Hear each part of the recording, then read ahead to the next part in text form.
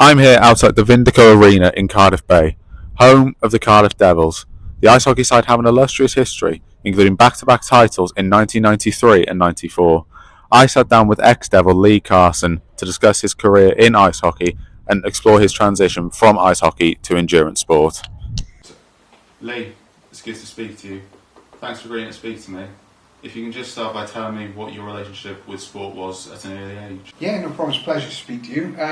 So I was quite lucky at an early age, and my father played sport throughout his life, and he was quite a good rugby player, in fairness.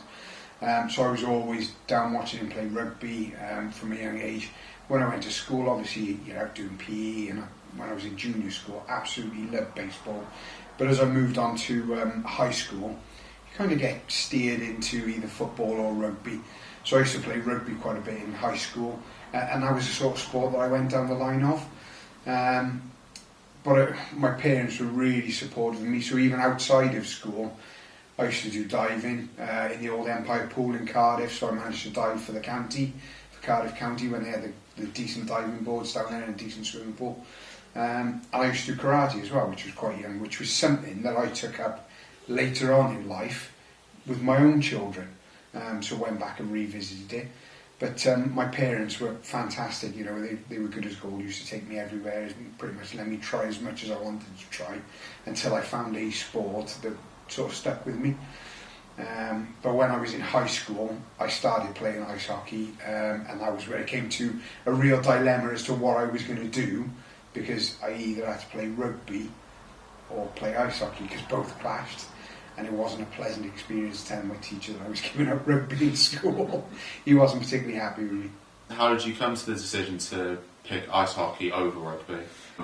It was quite a simple one, really, and I'm going to sound quite shallow now, because I sort of started playing when I was 12, so just after I'd started high school. And when I was 15, I was kind of lucky enough that John Lawless, who was running the Devils at the time, took a chance on me and said, look, do you want to come and start training with the seniors? So I started playing with sort of grown adults at 15 years of age, and I got offered a contract. So I was actually getting paid to play while I was still in school. Money wasn't particularly anything fantastic, but I was still getting paid while I was in school to play ice hockey. So that was the kind of deciding factor for me, really.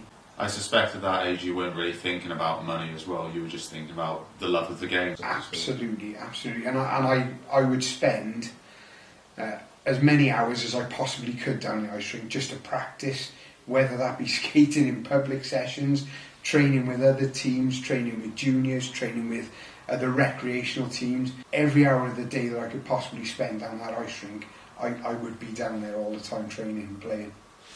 And can you go into more detail on how your contract with the Cardiff Devils came about? So, I think it was around 1986 when the Devils first came to Cardiff, and I went down and watched the game again with my father. Took me down. He said, "We've got to go and see this because we've never seen a game of ice hockey." So we went down, watched it, absolutely loved it, because there were some great players back in the day, and there was a guy called Bill Taylor who used to play, and he was a Canadian import. And he absolutely battered this other team. And I thought, this is the sport for me. So we went down, and then they said, they're starting up a junior team. Started playing. And literally training twice a week maybe. And then, like I say, you get people pick up on things. And John Lawless looked at me. He was like, okay, I think you make a good defenseman. Learned how to skate backwards properly. And I think it was down to pure determination and just having that work ethic of training hard, training all the time to bring myself up. Then he said, I think it was about 1990, so I would have been 15. Yeah, I was 15 years old. Come and start training with us to develop yourself. And then signed a YTS sort of contract, apprenticeship contract for a year. And throughout that year, I sort of trained with the Devils and maybe played. I sat on the bench for 10, 12 games, just to get that experience of going out with the main team and training with them sort of a couple of times a week, but also still playing for the junior teams as well, mind. And then as time went on, I got a bit older, got a bit stronger, got a bit better. You start making your way into the first team then and becoming a first team member. So yeah, that was the sort of steps that I went through to get there. You touched on having to work really hard, especially when you first got started. Can you explain to me what a day in your life looked like when you were playing with the Devils? I mean, I look back now and it was probably I think I train harder these days than I do when I was sort of 15 years old. But you could get away with it when you were younger because you had the natural fitness. But the average sort of day would look like, I was quite fortunate. I was either in school, when I was in school, I have to say that. As soon as I finished school, straight down the ice rink. And if I wasn't on the ice training, I'd be in the gym training. So I'd be doing weights, cardio work, and then a lot of the evening sessions would be around about 9-10 o'clock training, so about 2 hours a night. Whether that be with the juniors, would maybe train on like Mondays. The senior team, the Devils, would train Tuesdays, Thursdays. Wednesdays I would try and train with another team to train every day. And then Friday I was always have sort of the night off, ready for a game on Saturday and Sunday. We would generally play 2 games on a weekend. But in the daytime we would either be in the gym and then on the ice at night, or if it was quite a relaxing day, I'd probably go and play golf somewhere for the daytime with a few of the players and then go and train in the evening. And how does training for ice hockey compare to training for other sports when you were in high school, like football, rugby? How different was training? Totally different, and it was quite nice, and I consider myself really fortunate and really lucky in that we were kind of John Lawless, in fairness, when he set up the Cardiff Devils, was almost the pioneer of professionalism within ice hockey. So he brought some really good quality players in, and we would have specific strength and conditioning sessions, which was never heard of in those days. And I mean, it's in every sport now, everybody does it, right the way from amateur up to professional. Then we would have going to circuits and things like that, and muscle-specific exercises to try and get you stronger and quicker and faster on the ice, which nobody had ever done. And even to the extent, I remember one year we actually had somebody come in who was a sports psychologist, never been heard of, and the game was, we went to Nottingham and we had to win in Nottingham to win the league, and Nottingham was one of the hardest places you could go and play. And we went there the night before, which again was never heard of, stayed in a hotel, and this sports psychologist sat down with us and ran through everything of how your day was going to look for the next day, ready to prepare for the game. And you look at likes of Johnny Wilkinson now with the rugby player, they talk about visualising what's going to happen, and that's exactly what he did. And we walked into Nottingham the next day and he took a video of all of us getting off the coach going into the game, and you could see everybody was 100% focused on that match, and we won it, and we won the league up in Nottingham. But yeah, so going back to what you were saying, the way things have changed over the years and what we did back then, I mean, things change now, we're drastically improved, but what we did back then, it was a sort of start of professionalism, but there's a lot better stuff out there these days. And you mentioned there about you had to win that game to win the league, and of course you ended up doing that and you won the league. Would you say that is your favourite moment of your ice hockey career? Or if you had to pick a top 3? I have got loads of sort of favourite moments. And playing for Cardiff, we were at top of the tree for the time that I sort of played, and they did beyond when I finished playing. But I think for me it was winning at Wembley, because as a kid you used to go to Wembley, and I remember as a junior playing at like 12, 13 years of age, I'd go and watch the Devils when they had their sort of infamous win against the Murrayfield Racers in a penalty shootout. But prior to that game, you would have the 2 best British junior teams playing, and I was like, I just want to play on the Wembley ice, even as a junior or a senior. And I was lucky enough that we went to Wembley a couple of times and won. However, we played Sheffield the one year and we were absolute enemies throughout the whole year. They had a great team. They just built the Sheffield Arena, where Gladiators is filmed now, you see on the television, and it was amazing. It was absolutely immense, and we had some great battles, but they were tipped to win it. They had all the money, they had all the players, and we went in there and we blew them out of the water 12-1. And the very last goal that was scored by, there was purely Welsh youngsters on the ice.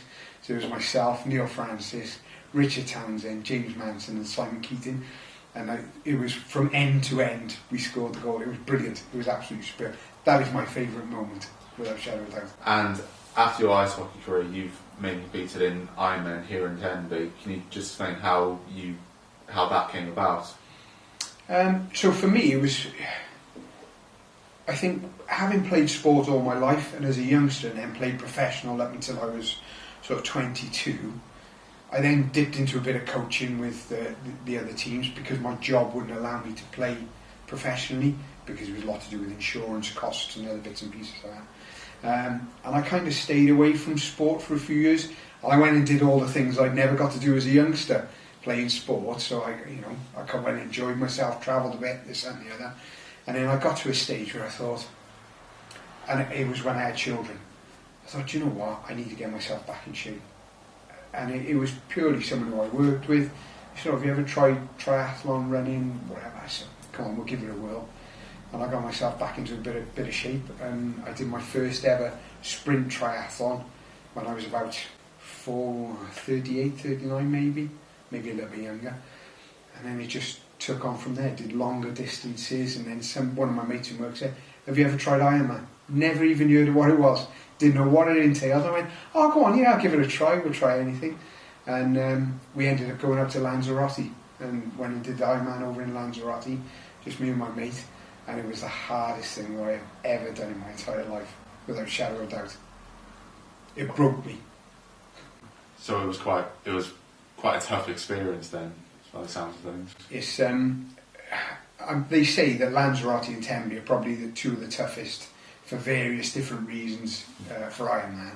So I went to Lanzarote and I thought that I'd done all the training that I needed to do, but I couldn't cater for the heat and the wind out there, and I was literally on my last legs as I was running, and it was one of those ones where they bring out the metal foil sheet just to try and get you to the finish line. So I was very grateful for a woman who was serving soup on the side at one point, it just tasted like absolute pure sea salt. It was like sea as she warmed up, but the salt getting into my system made a massive difference, and I was able to cross the finish line. Why do you think it is that Lanzarote and Tenby are the hardest Ironmen to compete in? So I think with Lanzarote, you've got the heat to compete with. It's a very hilly course, so it's quite mountainous, and it's really windy as well, so you've got to compete with the wind. That's with Lanzarote. The sea swim's not too bad, but Tenby, you never know what weather you're going to get. It's a really hilly course. So the bike is hilly, the run is hilly, and some would say that the sea swim is hilly as well, because that's quite tough, the sea swim. And just the weather conditions. The weather conditions are difficult. The run as you come into Tenby, there's a long road down into Tenby. You're running up and down that 4 times just to complete the marathon. And when you think you've done 112 miles on the bike, and I think it's about 8,000 feet of climbing, it's probably more than that. But there's some real tough hills in there. When someone calls part of the course Heartbreak Hill, then that kind of speaks for itself. But you have to do that twice on the bike. One at sort of 60, 70 miles in, and then one at 100 miles in. And it's tough. It is a tough day at the office. But it's testing, it's a challenge. And it sounds like you enjoy it. You enjoy a challenge. I love it. But the thing I love about Ironman is the whole journey. It's not just the day. The day is absolutely fantastic because the support is phenomenal. And I think Wales has just been voted the second best Ironman event to do globally across the world. So for the support, for the difficulty of the course, and the day itself, it's just amazing. It doesn't matter where you are on a course, there's always someone cheering you on. But I think it's just the whole journey of, like now I'm just starting my training program, so I'm going to have 6 to 8 months of just training. So I know I get a routine, and I think that goes back to being younger, being a professional sportsman. You go, right, what am I doing today? Okay, I've got to get up in the morning, I've got a 6 o'clock swim, now I'm going to go to work today, then I'm going to come home, I'm going to go on the bike for an hour. Okay, tomorrow, swim, run for an hour. Swim, run, bike, whatever it is, but you get that routine. And then on the weekends, we go out as a club, because I'm a member of the triathlon club down here, and we go out and we do 40, 50 miles on the bike as a social ride. But as the year goes on, you then start bumping up the miles and the running, and you're doing long 2-3 hour runs on a Sunday and 6-7 hour bike rides on a Saturday. So it does add up. So the whole journey really to get to that one day where you just put it all together and go, right, let's go, and hopefully compete in under 17 hours and hope the weather's pretty good for you.